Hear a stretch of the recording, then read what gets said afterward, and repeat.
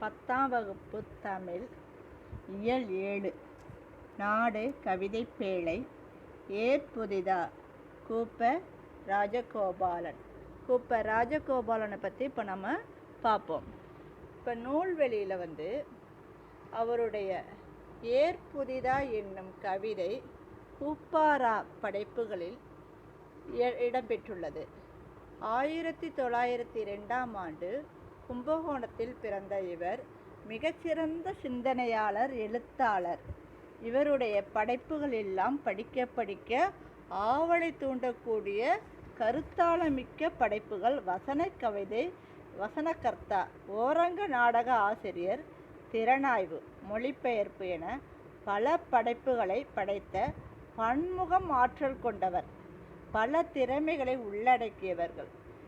சிறுகதைகளை படிக்க படிக்க மேலும் இவருடைய படைப்புகளை படிக்க வேண்டும் என்ற ஆவலை தூண்டும் அளவிற்கு சிந்தனை கருத்துக்களை உள்ளடக்கிய கதைகளாக இருக்கும். சிறுகதை ஆசான் என்று அழைக்கின்றனர். இவர் பெற்றோர் பட்டாபிராமையர், ஜானகி அம்மாள். இவர் 10ஆம் வகுப்பு 12ஆம் வகுப்பு பியூசி இதெல்லாம் திருச்சியில் படித்தார். பின்னர் இவர் கும்பகோணத்தில் உள்ள கலைக்கல்லூரியில் வடமொழியும் இளங்கலை பட்டமும் பெற்றார். அதற்கு பிறகு இவர் 24வது வயதில் அம்மணி அம்மான் என்ற பெண்ணையும் மணந்தார். அதுக்கு பிறகு மறுமலர்ச்சி நிலையம் என்ற பெயரில் புத்தக நிலையம் நடத்தி வந்தார். இவர் புத்தக நிலையம் மறுமலர்ச்சி நிலையம் என்ற பெயரில் புத்தக நிலையம் நடத்தி வந்தார். இவர் சிறந்த இதழ் ஆசிரியர். எந்தெந்த இதழில் ஆசிரியராக பணியாற்றினார் என்றால், தமிழ்நாடு, பாரதமணி, பாரத தேவி, கிராம ஊழியன் ஆகிய இதழில் ஆசிரியராக பணிபுரிந்தார்.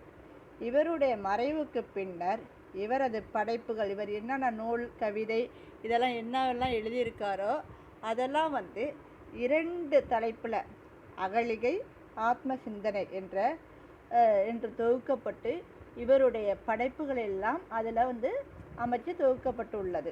இப்போ நாம் ஏற்புதிதா என்ற கவிதையில் அதனுடைய தொடக்கத்தை நாம் பார்ப்போம். சங்கத்தமிழரின் திணை வாழ்வு வேளாண்மை அடிப்படையாக கொண்டது. தமிழர்கள் வாழும் நிலத்தை 5 வகையாக பிரித்தனர். அந்த 5 வகை மண்ணின் அடிப்படையில் வேளாண்மை உழவு செய்து வந்தார்கள். இப்போ இந்த உழுவோர் உலகத்தாருக்கு அச்சாணி என போற்றப்பட்டனர். இப்போ உழவு தொழில் தான் மிக முதன்மை தொழில். அதுதான் அச்சாணி. அச்சாணினா என்ன? வண்டி சுழல்வதற்கு சக்கரம் தேவை. அந்த சக்கரத்தில் பொருத்தக்கூடியதான் அச்சாணி. அச்சாணி இல்லை என்றால் வண்டி சுழலாது. அதுபோல் இந்த உலகத்தில் உள்ள அனைவருக்கும் உழவு தொழில் ஒரு அச்சாணியாக கருதப்படுகிறது. உழவே தலையாய தொழில் என்றாயிற்று. உழவு தொழிலாக இல்லாமல் பண்பாடாகவும் திகழ்கிறது என்று உழவோர் அச்சாணி என்ற கருத்தை புதுப்பிக்க வேண்டிய சூழல் எழுந்துள்ளது. உழவுண்டெனில் உயர் உண்டு என்ற குரல் இன்றும் தொடர்கிறது. தமிழ் மரபின் பொன்னேர் பூட்டுதல் என்ற பண்பாடு நிகழ்வு பல்கி பெருகி முன்னத்தி ஏறாக நின்று நாம் என்ன செய்வோம்? முன்னேற்க வேண்டும். முன்னத்தி ஏறுனா நாம் முன்னாடி செல்லக்கூடிய ஏர் போல நின்று இந்த விவசாய தொழிலை காத்து வளம் செழிக்க செய்ய வேண்டும். பொன்னேர் பூட்டுதல்.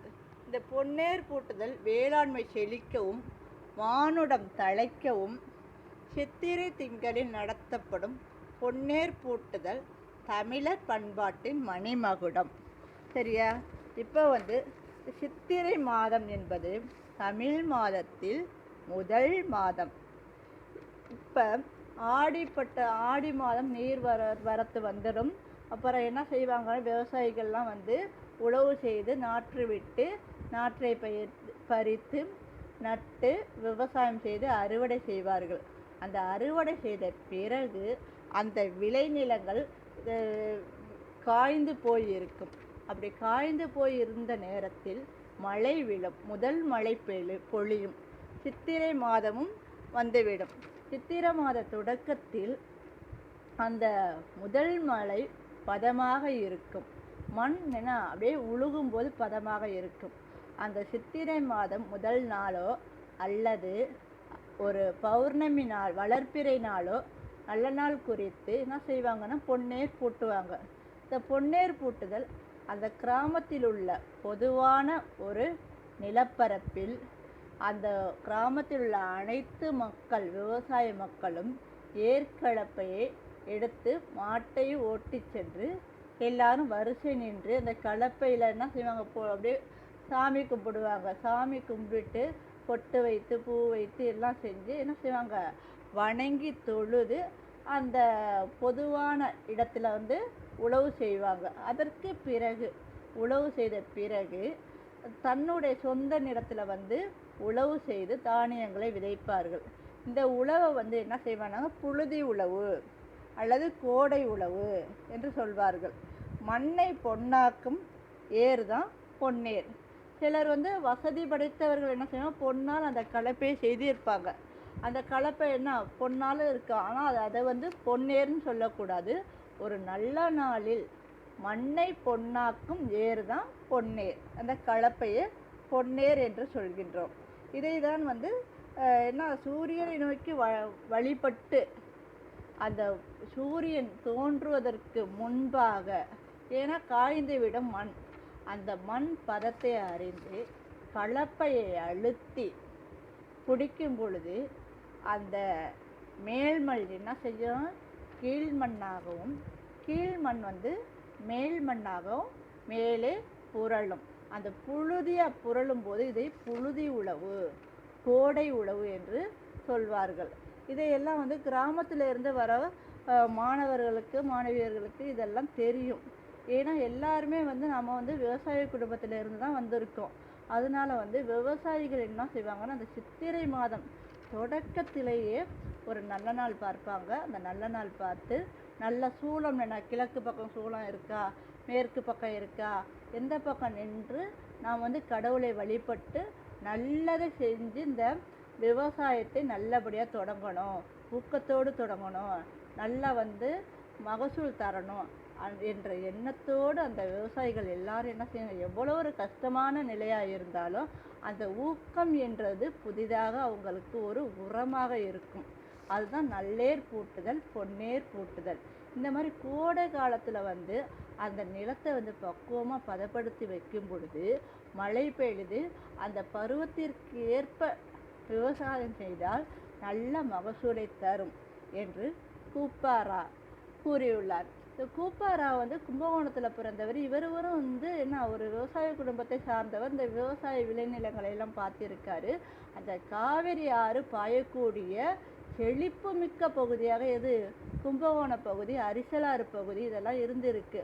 அதனால் அந்த விவசாயத்தை கண்டது. இதை என்ன ஏர் புதிது கிடையாது, அந்த மக்களுடைய அந்த வேளாண்மை செய்யும் மக்களின் மனம்தான் புதிது, ஊக்கம் புதிது என்று இந்த கவிதையை என்ன 5 தலைப்பாக கொடுத்துருக்காங்க. இப்போ நம்ம அந்த கவிதைக்கு வருவோம்.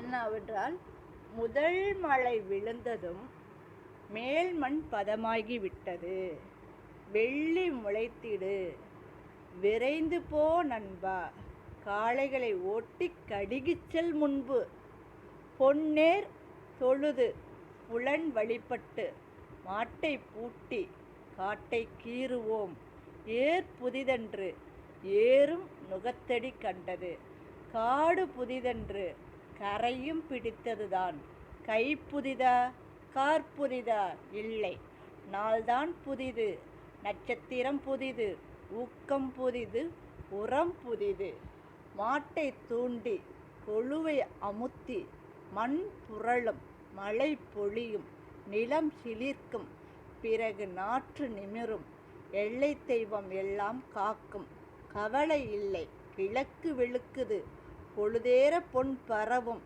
ஏரடியில் நல்ல வேளையில் நாட்டுவோம் கொழுவை. இப்போ என்ன, முதல் மழை விழுந்ததும் மேல்மண் பதமாகி விட்டது, வெள்ளி முளைத்திடுது, வெள்ளி நட்சத்திரம் தோன்றிட்டு விடிய போகுது, வைகரி பொழுது தோன்ற போகுது, உடனே வயலுக்கு செல், என்ன காளைகளை ஓட்டி கடிகிச் செல், விரைவாக செல், வெள்ளி நட்சத்திரம் முளைப்பதற்கு முன்பாக என்ன காளைகளை ஓட்டி விரைவாக காட்டுக்கு செல். பொன்னேர் தொழுது, அந்த பொன் ஏர்னா அந்த ஏர் கலப்பையில் தூய்மை செய்து பொட்டு மஞ்சள் குங்குமம் இதெல்லாம் வச்சு என்ன செய்வாங்க, புலன் வழிபட்டு கடவுளை வழிபட்டு சூரியனை வழிபட்டு மாட்டை பூட்டி காட்டை கீறுவோம். காடுனா நிலம் வயல். ஏர் புதிதன்று, ஏர் புதுதாக நம்ம வாங்க போகிறதில்ல, அந்த வீட்டில் உள்ள பழைய ஏறு தான். அதே நேரம் ஏறும், ஏறுனா காளை எரு. இது நுகத்தடி கண்டது. நுகத்தடினா 2 மாட்டையும் இணைக்கக்கூடிய ஒரு பெரிய தடி, நுகத்தடி கண்டது. காடு புதிதன்று, நிலம் புதிது கிடையாது.